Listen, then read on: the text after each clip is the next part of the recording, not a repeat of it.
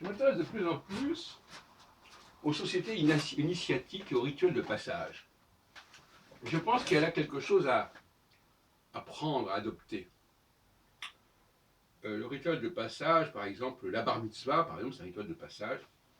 À 13 ans, il y a un changement de statut. Le jeune garçon a le droit de faire partie du minyan, de ce groupe nécessaire de 10 personnes pour que l'office puisse complètement se dérouler et qui exclut a priori les femmes, sauf dans le domaine, sauf chez les juifs libéraux. Ça, je ne suis pas du tout. Alors, le rituel de passage, ça veut dire, on le voit dans les travaux, les ethnologues connaissent bien cela, les anthropologues, etc. Ça veut dire un moment de basculement et d'affirmation. Il y a la naissance, et puis il y a le rituel de passage, qui pour certains correspond à la circoncision. Chez les juifs, ça c'est pas le cas, puisque la circoncision suit immédiatement la naissance, c'est vrai d'ailleurs aussi pour Jésus. Et pour les musulmans, par contre, c'est plus tardif. Bon. Et ce rituel de passage permet de déterminer réellement l'appartenance de quelqu'un à un groupe.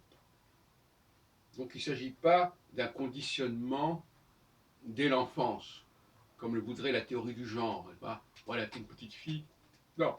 Avant ce rituel de passage, il y a une sorte de... On laisse les choses se faire. Moi, je suis au niveau méthodologique et épistémologique, je pense qu'il faut laisser les choses se faire d'elles-mêmes. Observer ce qui se passe. Observer comment les groupes se constituent. Comment certaines personnes participent ou pas à tel et tel groupe, etc. Et j'ai à l'esprit,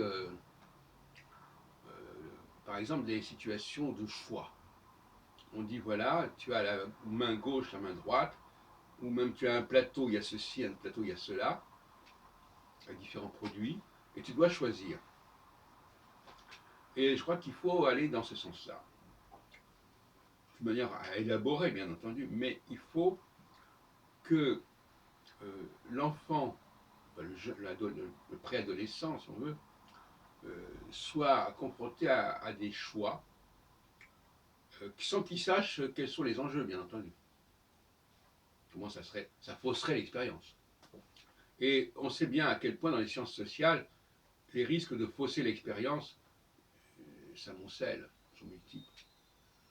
Et ce serait ridicule de ne pas en tenir compte.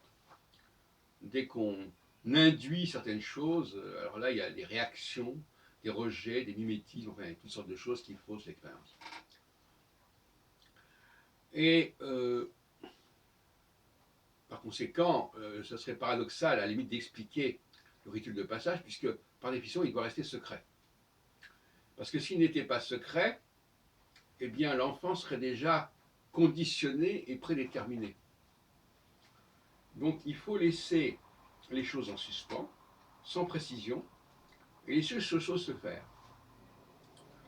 Par un processus, on pourrait parler d'aimantation. C'est-à-dire,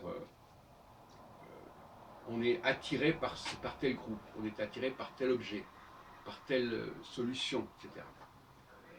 Mais sans surdéterminisme, surtout pas.